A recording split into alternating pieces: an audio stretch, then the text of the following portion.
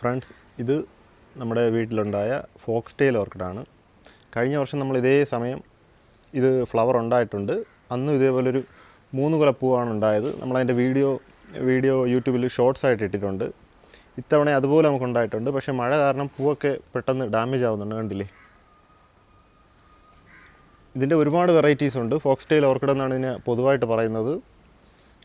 കണ്ടില്ലേ? ഇതിൽ ഇപ്പോൾ ഞാൻ ഒരു ഫേണും കൂടെ ഇതിൽ സെറ്റ് ചെയ്ത് വെച്ചിട്ടുണ്ട്. അവരെല്ലാം കൂടെ ഒരുമിച്ച് നിൽക്കുകയാണ്. പിന്നെ ഇതും ഫോക്സ് ടെയിൽ ഓർക്കിഡിൻ്റെ ഒരു വെറൈറ്റിയാണ്. ഇത് നമുക്കിതുവരെ ഫ്ലവർ ഉണ്ടായിട്ടില്ല. പിന്നെ ഈ ഒരു വെറൈറ്റി കാണുമ്പോഴത്തേക്കും പലരും ചോദിക്കാറുണ്ട്, ഇത് നമ്മുടെ വയനാട്ടിലൊക്കെ കാണുന്ന മരത്തിലൊക്കെ കാണുന്ന ഓർക്കിഡാണെന്ന്. അതുപോലെ തന്നെയാണ്, അതിനോട് ഏറെ സാമ്യമുണ്ട്. പക്ഷേ ഇതല്ല, ഇത് അതിൻ്റെ ഹൈബ്രിഡാണ്. അത് നമുക്കിവിടെ ഫ്ലവർ ഉണ്ടായിട്ടുണ്ട്. വയനാട്ടിലൊക്കെ ഉള്ളത്, കാട്ടിലൊക്കെ കാണുന്നത്, അത് ഞാൻ നിങ്ങൾക്ക് കാണിച്ചു തരാം. ഈ മാവിൻ്റെ മുകളിലാണ് ഓർക്കിഡ് ഉള്ളത്. കണ്ടില്ലേ? ഇതാണത്. നമ്മുടെ കാട്ടിലും ഇച്ചിരി തണുപ്പുള്ള സ്ഥലങ്ങളിലൊക്കെ കാണുന്നത് ഈ ഒരു വെറൈറ്റിയാണ്.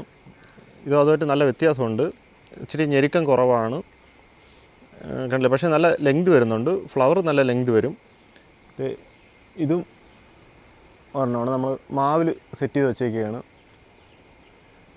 ഇല്ല, നല്ല ലെങ്ത് വരുന്നുണ്ട്. പക്ഷേ അത്രയും ഒരു കട്ടി വരില്ല.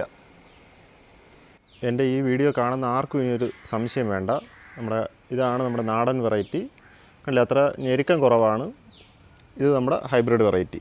ലീഫിൽ വലിയ പറയത്തക്ക വ്യത്യാസമല്ല, എന്നാൽ ചെറിയൊരു വ്യത്യാസം മാത്രമേ ഉള്ളൂ. നമുക്ക് മനസ്സിലാക്കാൻ ഇച്ചിരി പ്രയാസമാണ്. എന്നാൽ ഇത് ഫ്ലവർ കാണുമ്പോൾ നമുക്ക് മനസ്സിലാവും.